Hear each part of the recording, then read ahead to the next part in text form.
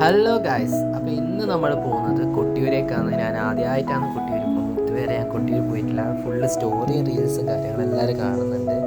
അപ്പോൾ അങ്ങനെ നമ്മൾ ഫാമിലി അടക്കം കൊട്ടിയൂർ പോയതാണ്. അപ്പോൾ കൊട്ടിയൂർ പോകുന്ന ഒരു വ്ളോഗാണിത്. അങ്ങനെ ഫുഡ് കഴിക്കാൻ വേണ്ടി നമ്മൾ രാവിലെ ഒരു 6-6:30 വിട്ടു. ഫുഡ് കഴിക്കാൻ വേണ്ടിയിട്ട് കൊട്ടിയൂർ പോകുന്ന വഴിക്കൊരു ഹോട്ടലിൽ കയറി. അവിടെ നിന്ന് ഫുഡ് കഴിച്ച് നമ്മളിനി തിരിച്ച് പോകുന്നൊരു വഴിക്ക്. അപ്പം അങ്ങനെ നമ്മൾ കൊട്ടിയൂരെത്തി നമ്മൾ ഭയങ്കര ട്രാഫിക് തുടങ്ങി. നമ്മൾ പോകുമ്പോൾ കുറച്ച് എത്തുമ്പം തന്നെ നല്ല ട്രാഫിക് തുടങ്ങി. പക്ഷേ അടിപൊളി സ്ഥലം കേട്ടോ, എന്താ രസം എന്നറിയാം കാണാൻ വേണ്ടിയിട്ട്. ഫുള്ള് മഞ്ഞും കാര്യങ്ങളെല്ലാം ആയിട്ട്. അപ്പോൾ കൊട്ടിയൂർ 2 ക്ഷേത്രമുണ്ട്, അക്കരെ ക്ഷേത്രവും ഇക്കരെ ക്ഷേത്രവും. അപ്പോൾ ഇതിൻ്റെ ഒരു ഐതിഹ്യം എങ്ങനെയാണെന്ന് വെച്ചാൽ, അക്കരെ ക്ഷേത്രത്തിലാണ് ഇപ്പോൾ പൂജയും കാര്യങ്ങളെല്ലാം നടക്കുന്നത്. അതുവരെ, അതായത് ഇക്കരെ ക്ഷേത്രത്തിൽ 11 മാസം പൂജയും കാര്യങ്ങളും നടയെല്ലാം തുറന്നിട്ടുണ്ടാവും. 1 മാസം, അതായത് ഈ അക്കരെ ക്ഷേത്രത്തിൽ 1 മാസം പൂജ നടക്കുന്ന ടൈമിൽ ഇക്കരെ ക്ഷേത്രത്തിൽ നടയും കാര്യങ്ങളെല്ലാം അടച്ചിട്ടായിരിക്കും ഉണ്ടാവല്. അപ്പോൾ നമ്മളങ്ങനെ നടന്ന് ഒരു പുഴ കടന്നിട്ടാണ് അപ്പുറം പോകേണ്ടത്. ഇപ്പോൾ പുഴയെല്ലാം നല്ല ഒഴുക്കാണ്. എല്ലാവരും ഈ പുഴയിൽ കുളിച്ചിട്ടാണ് അങ്ങോട്ടേക്ക് പോകുന്നത്. അങ്ങനെയാണ് കാണുന്നത്. അതായത് ഞാൻ ആദ്യമായിട്ടാണ്. അപ്പോൾ ഈ പുഴയിൽ മുങ്ങി കുളിച്ച് ശുദ്ധിയായിട്ടാണ് എല്ലാവരും അമ്പലത്തിലേക്ക് പോകുന്നത്. അപ്പം ആ പുഴേൻ്റെ ദൃശ്യങ്ങളാണ്. നല്ല ഒഴുക്കും കാര്യങ്ങളെല്ലാം ഉണ്ട്.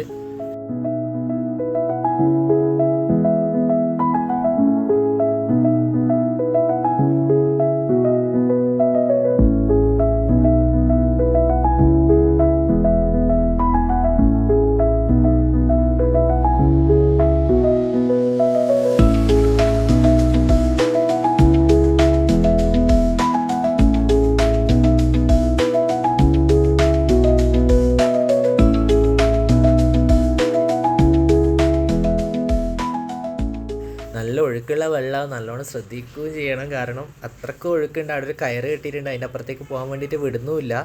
അപ്പോൾ എല്ലാവരും ഇവിടുന്ന് കുളിക്കുന്നതെല്ലാം ഉണ്ട് കാര്യങ്ങൾ. അപ്പോൾ ഇവിടുന്ന് ഒരു സംഭവം, ഒരു അടിപൊളി സംഭവം കണ്ടിട്ടുണ്ട്. അതിപ്പോൾ നിങ്ങൾക്ക് ഇതിന് ശേഷമുള്ളൊരു ക്ലിപ്പിൽ കാണിക്കുന്നുണ്ട്. ആനേനെ കുളിപ്പിക്കുന്നുണ്ട് അവിടെ. ആന അമ്പലത്തിലേക്കുള്ള ആന നല്ല സുന്ദരമായി ആന നല്ല അടിപൊളിയായിട്ട് കുളിക്കുന്നുണ്ട്. നല്ല കൊമ്പൻ ആനയാണ്. സുഖമായിട്ട് കുളിക്കുന്നുണ്ട്, കുറേ ആൾ കുളിക്കുന്നുണ്ട്. ഇപ്പോൾ ഇവിടുന്ന് കുളിച്ചിട്ടാണ് എല്ലാവരും പോകുന്നത്. അപ്പോൾ ഇവിടുത്തെ ഒരു സംഭവം വേറെ കണ്ട് നമ്മൾ ഞെട്ടിപ്പോയെന്ന് വെച്ചാൽ, ഈ പുഴയിൽ നിന്ന് കിട്ടുന്ന 2 കല്ല് ഉരക്കുന്ന ടൈമിൽ ചന്ദനം പോലെ കിട്ടുന്നുണ്ട്. കണ്ടില്ലേ? ഞാൻ ശരിക്കും ഞെട്ടിപ്പോയി. അപ്പോൾ ഇത് പറയുന്നത് വെച്ചാൽ, നമ്മൾ ഈ മുങ്ങി കുളിച്ച് വരുന്ന ടൈമിൽ തന്നെ പുഴയിൽ നിന്ന് കല്ലെടുക്കണം എന്നാണ് പറയുക. അപ്പം കണ്ടില്ലേ, 2 കല്ല് തമ്മിൽ ഉരക്കുന്ന ടൈമിൽ ചന്ദനം, അത് ചന്ദനമാണോ മണ്ണാണെന്നുള്ള അറിയില്ല, എന്നാലും ഒരു സംഭവം തന്നെയാണത്. ഉരക്കുന്ന ടൈമിൽ ചന്ദനം വരുന്നുണ്ട്, എല്ലാവരും ചന്ദനം തൊടുന്നുണ്ട്, ഞാനും തൊട്ടു. ഇപ്പം നല്ല കാലാവസ്ഥയാണ്, നല്ല മേഘവും നല്ല മഴയും ഉണ്ടായിരുന്നു. നമ്മൾ പോകുമ്പോൾ മഴയും ഉണ്ടായിട്ടില്ല, എന്നാൽ അത്ര വലിയ വെയിലും ഇല്ല. അപ്പോൾ അങ്ങനത്തെ ഒരു കാലാവസ്ഥയായിരുന്നു നമ്മൾ പോകുന്ന ടൈമിൽ. അപ്പോൾ കുറേ ആൾ വരുന്നുണ്ട്, അപ്പുറത്തെ സൈഡിൽ നിന്ന് കുറേ ആൾ വരുന്നുണ്ട് ഇങ്ങോട്ടേക്ക്.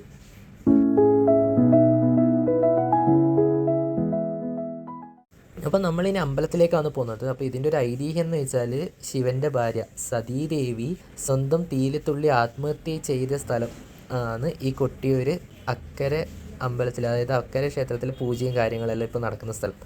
അപ്പോൾ ഇതിൻ്റെ ഐതിഹ്യം എന്താണെന്ന് വെച്ചാൽ, ശിവൻ്റെ ഭാര്യ, അതായത് സതീദേവീൻ്റെ അച്ഛൻ എന്ന് പറയുന്നത് ബ്രഹ്മാവിൻ്റെ മകനാണ്. അതായത് ദക്ഷൻ എന്നാണ് അച്ഛൻ്റെ പേര്. അപ്പം ദക്ഷന് 28 മക്കളാണ് ഉള്ളത്, പെൺമക്കൾ. അതിൽ 27 മക്കൾ നക്ഷത്രവും 1 മോളാണ് സതീദേവി. അപ്പം എന്നാ ചെയ്തതെന്ന് വെച്ചാൽ, ഈ ദക്ഷൻ ബാക്കിയുള്ള 27 മക്കളെയും ചന്ദ്രന് കല്യാണം കഴിപ്പിച്ചു കൊടുത്തു. അപ്പം സതീദേവിക്കാണെങ്കിൽ താല്പര്യം ശിവനെയാണ്. അപ്പം ദക്ഷന് ശിവനെ പൊതുവേ ഇഷ്ടമല്ല. അപ്പോൾ സതി എന്നാ ചെയ്തതെന്ന് വെച്ചാൽ, സതി ശിവൻ്റെ പ്രതിമയാക്കിയിട്ട് ശിവനെ കല്യാണം കഴിച്ച്.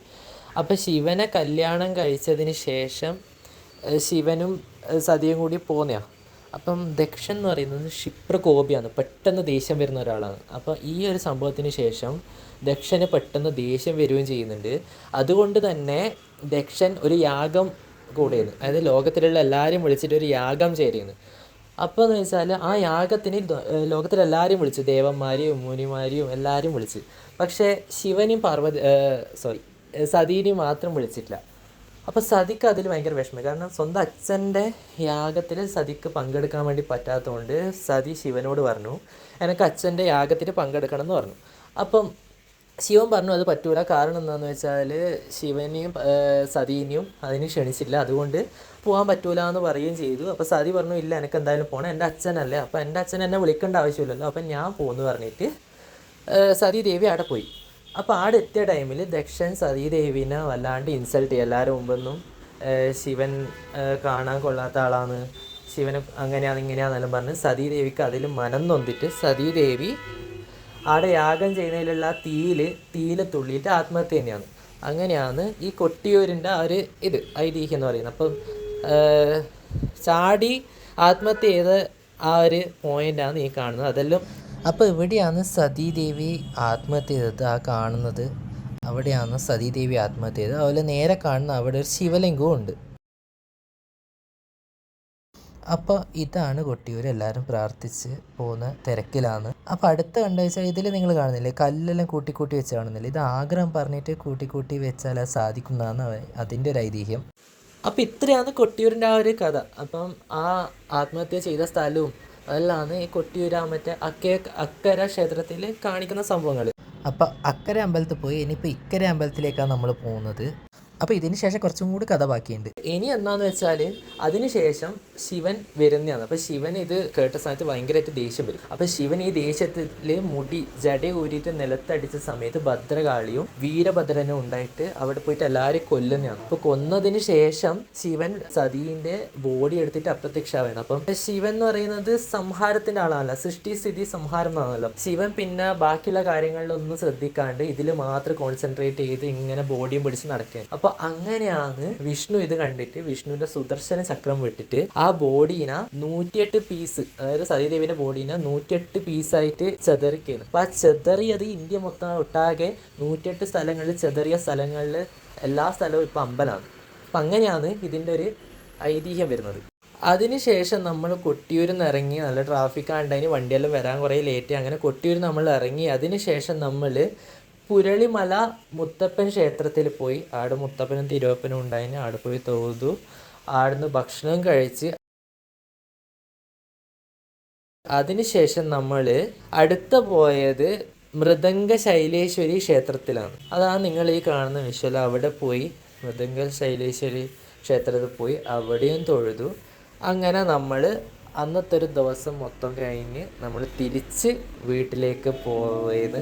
അപ്പം ഇത്രയാണ് ഒരു കൊട്ടിയൂർ പോയ ഒരു അനുഭവം, കാര്യങ്ങളും എല്ലാം. അപ്പം അതിൻ്റെ ഐതിഹ്യമെല്ലാം ഇപ്പം ഞാൻ എൻ്റെ ഒരു കേട്ടൊരു ഇത് വെച്ചിട്ടാണ് ഞാൻ ഈ പറയുന്നത്. അതിലെന്തെങ്കിലും തിരുത്തുണ്ടെങ്കിൽ നിങ്ങൾക്ക് പറയാം. അപ്പം ഇത്രയാണ് ഒരു ദിവസം ഉണ്ടായത്. അപ്പം കണ്ട എല്ലാവർക്കും നന്ദി. ബൈ.